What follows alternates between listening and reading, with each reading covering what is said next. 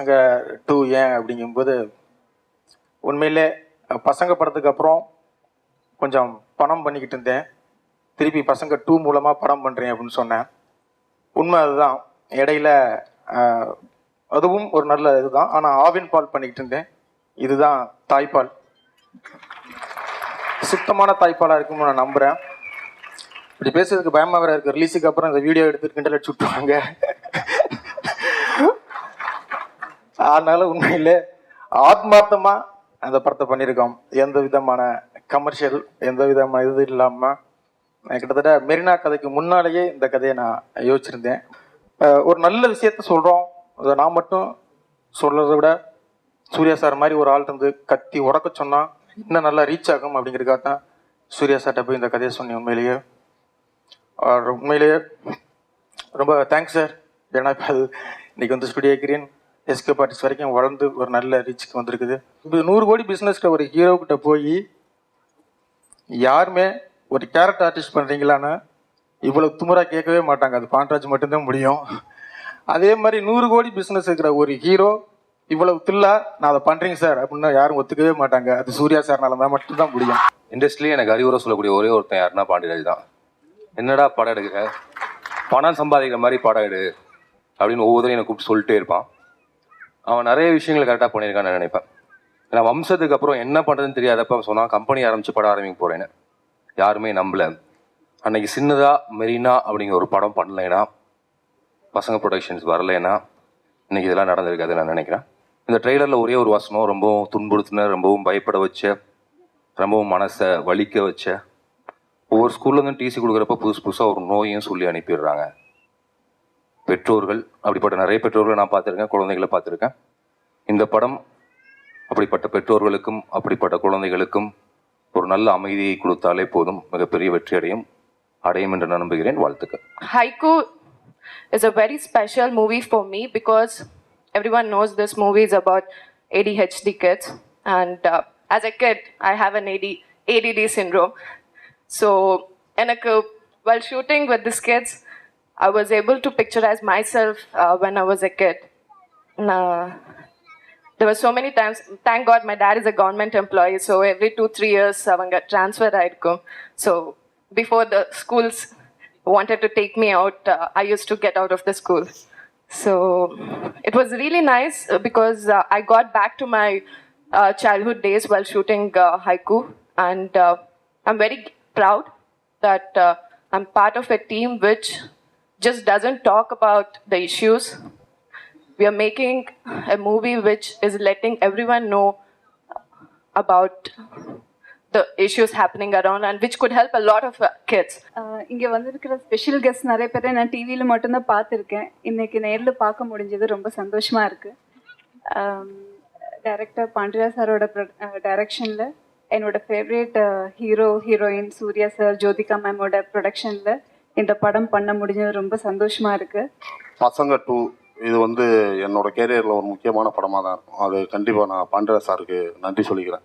அதை விட நான் பெரிய மன்னிப்பும் கேட்டுக்கிறேன். அந்த படம் எடுக்கும்போது என்னால் அவருக்கு பல இன்னல்கள் நான் தான் கொடுத்தேன். அதே மீறி வந்து என்னை அனுசரித்து ஒரு நல்ல ஒரு ரோல் கொடுத்ததுக்கு மிக்க நன்றி. குழந்தைங்க வந்து ஒரு 4 விதம்னு சொல்லுவாங்க. ஏன்னா சாட்டை பண்ணும்போது ஒரு ஆய்வு பண்ணோம். நமக்கு இருக்க பிரச்சனையே அதுதான். அந்த 4 விதத்தில் நம்ம குழந்தை எந்த விதம் தெரியாமல் தான் போராடிட்டு இருப்போம். ஸ்லோ லேர்னர்ஸ், அதாவது 2 வாட்டி 3 வாட்டி சொன்னால் தான் புரியும் குழந்தைங்களுக்கு. அப்புறம் ஃபாஸ்ட் லேர்னர்ஸ், கற்பூரம் மாதிரி சொன்ன உடனே பற்றிக்கும்.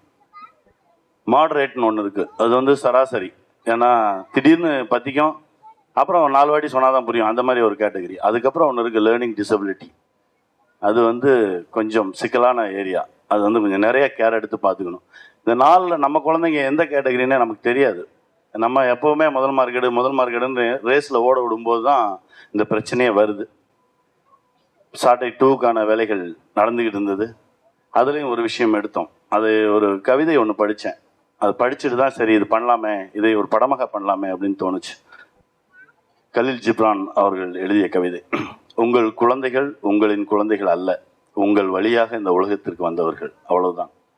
நீங்கள் அவங்களுக்காக நினச்சி வச்சிருக்கக்கூடிய எதிர்காலத்தை விட அவர்கள் உலகம் மிக பிரம்மாண்டமானது. அந்த உலகத்திற்கு அவங்க போகிறதுக்கு முடிஞ்சால் ஹெல்ப் பண்ணுங்கள், முடியலன்னா விலகி நில்லுங்க அப்படின்னு ஒரு கவிதை படித்தேன். அதோடைய பதிவு தான் சாட்டை 2 பண்ண போகிறேன். நேற்று தான் தம்பிகிட்ட சொன்னேன், தம்பி இந்த மாதிரி ஒரு வேலையை பார்த்துட்ருக்கேன் அப்படின்னு. நல்லா இருக்குண்ணே பண்ணுனேன் அப்படின்னு சொன்னான். பசங்க 2, பசங்க 1 பண்ண சாதனையை விட இன்னும் நிறைய சாதனை பண்ணணும். என் தம்பி இன்னும் நிறைய வெல்லணும். தம்பிக்கு வாழ்த்துக்கள். ப்ரிவியூ ஷோவுக்கு வந்து எங்கள் பாட்டியும் எங்கள் அம்மாவையும் கூப்பிட்டு வரணும்னு நான் நினச்சேன். உடனே எங்கள் பாட்டி, அதுக்கு இருக்கிற 90 வயசு, அதுக்கு எங்கள் அம்மாவுக்கு ஒரு 70 வயசு இருக்கும்.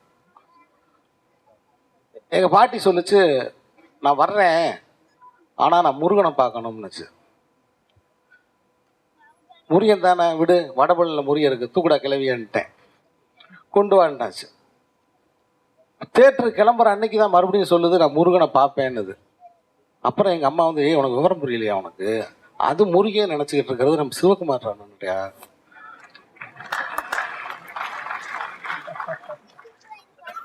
சிவகுமார் அண்ணன் நினச்சிக்கிட்டு இருக்கடா, அவரை கூப்பிட்டு வர முடியுமாடா? டே, இன்னைக்கே எப்படிம்மா நான் கூப்பிட்டு வர முடியும்? ஒரு 2-3 நாளைக்கு முன்னாடினா கூப்பிடலாம். சரி, முயற்சி பண்ணி பார்ப்போம் அப்படின்ட்டு காலையிலேருந்து அவருக்கு ஃபோன் அடிச்சுக்கிட்டே இருக்கேன். அப்புறம் விஷயத்த சொன்னேன். அப்புறம் திடீர்னு ஒரு 4 மணிக்கு ஃபோன் பண்ணி வர்றேன்ட்டார். கரெக்டாக 5 மணிக்கு வந்துட்டார். 5-5:30 வந்துட்டார். வந்தோடனே நேராக எங்கள் பாட்டிக்கிட்ட தான் போயிட்டார். எங்கள் பாட்டி அவரோட கன்னத்தை தடவுது, முருகா சௌக்கியமான்னு கேட்குது. அண்ணன் சிவகுமார் அவர்களே, உங்களை என் தாயும் என்னை என் பாட்டியும் முருகனாக பார்த்தார்கள். உங்கள் பிள்ளை சூர்யாவை ஆசிரியராக இந்த சமூகம் பார்க்கும். இந்திய ஜனதா எடுத்துட்டா வந்து சென்சஸ் எடுத்து பார்த்தா வந்து 30 வயசுக்குள்ள இருக்கிறவங்க தான் ரொம்ப ஜாஸ்தி. 25ல இருந்து 32 வயசுக்குள்ள இருக்கிறவங்க ரொம்ப ஜாஸ்தி.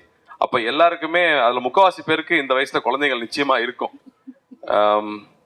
உண்மையால் பிறந்தப்ப வந்து புது எக்ஸ்பீரியன்ஸா இருந்துச்சு. லைஃபே புதுசா ஆரம்பிச்ச மாதிரி இருந்தது. எங்கேயாவது வெளியில கூட்டிட்டு போகும்போது ரொம்ப அமைதியா உட்காந்துருக்கே பொண்ணு அப்படின்னு கேட்கும்போது ஒரு டாக்டர் சொன்னாங்க, அப்ப அவங்க அம்மா வந்து 24 ஹவர்ஸ் குழந்தை கூடயே இருக்காங்கன்னு அர்த்தம் அப்படின்னு சொன்னாங்க. ஸோ எந்த குழந்தையுமே வந்து மிஸ்பிஹேவ் பண்ணுது, சத்தம் போடுது, கலாட்டா பண்ணுதுன்னு சொன்னா அது அட்டென்ஷனுக்காக மட்டும்தான். ஸோ அம்மா அப்பா 2 பேரோட அட்டென்ஷன் ஃபுல் டைம் கூடயே இருந்தா அந்த குழந்தை ரொம்ப அமைதியா இருக்குன்னு சொன்னாங்க. இன்னைக்கு வந்து எல்லா குழந்தைங்களும் மிக்ஸ் பண்றது அதான் நினைக்கிறேன். அப்பா அம்மா 2 பேரும் ஒர்க் பண்றாங்க, அந்த குழந்தைக்கு பெஸ்ட் கொடுக்கணும்னு நினைக்கிறாங்க. அந்த குழந்தைக்கு ரொம்ப தேவைப்படுறது நம்மளுடைய டைம் தான். பட் நம்ம அவங்களுக்கு வந்து 4 வயசுலேயே செல்போன், ஐபேட் மொத்தத்தையும் கொடுத்துட்றோம். ஒரு ஐபோன் வந்து அவங்க 5வது படிக்கும் போது ஐபோன் தான் வேணும்னு கேட்குற அளவுக்கு ஆயிடுச்சு. பட் அவங்களுக்கு ரொம்ப முக்கியமான விஷயம் வந்து நம்மளுடைய டைம். ஸோ பேரண்ட்ஸுக்கு பேரண்டிங் அப்படிங்கிற விஷயத்த கற்றுக் கொடுக்கறது ரொம்ப முக்கியமா இருக்கு. கிராமத்துல இருந்தா கூட அப்பா அம்மா இருப்பாங்க, இங்க எல்லாம் நியூக்ளியர் ஃபேமிலி ஆயிடுச்சு, தனியா தான் இருக்கும் எல்லாருமே வீட்டில். ஸோ எப்படி குழந்தைங்களை வளர்க்கணுங்கிறது நிறைய பேருக்கு தெரியறதே இல்லை. எனக்கே தெரியல, அப்பா அம்மா இருக்கிறதுனால நிறைய விஷயங்கள் நாங்கள் அங்கேருந்து தெரிஞ்சுக்கிறோம். ஸோ இந்த படம் நிச்சயமா அதுக்கான லேர்னிங்காக இருக்கும்னு நம்புறேன். நான் வந்து தெய்வ திருமகள் ஆடிஷன் போகும்போது விஜய் என்கிட்ட கேட்டாங்க, தமிழ் இண்டஸ்ட்ரிக்கு உங்களுக்கு வை டிட் யூ கம் சொல்லும்போது நான் சொல்லியிருந்தேன், I think I want to work with Suriya. So ரொம்ப அன்னைக்கு அந்த கிட்டிஷ் டைமில் கூட been a big fan of him. And so இது அந்த மாதிரி ஒரு opportunity. And second thing, Pandiya sir வந்து இந்த கேரக்டர் வெண்பா கேரக்டர் ஸ்டோரி சொல்லும்போது I was double happy. Because அவ்வளோ ஒரு பியூட்டிஃபுல்லான ஒரு character. And it's a wonderful movie. நீங்கள் எல்லாரும் பார்த்துருப்பீங்க ட்ரெய்லர், சாங்ஸ். எனக்கு வந்து எப்போவுமே I believe in films which gives a beautiful message to society.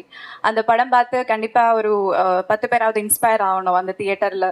எனக்கு பாண்டியா சார் ஃபோன் பண்ணும்போது அமலா விஷயமா பேசும்போது, அதுக்கு முன்னாடி அமலா விஐபின்னு ஒரு படம் வந்து கிட்டத்தட்ட அமலாவோட திருப்பி ஒரு பெரிய பிகினிங் மாதிரி இருந்தது அந்த படம், ஆஃப்டர் மேரேஜ்.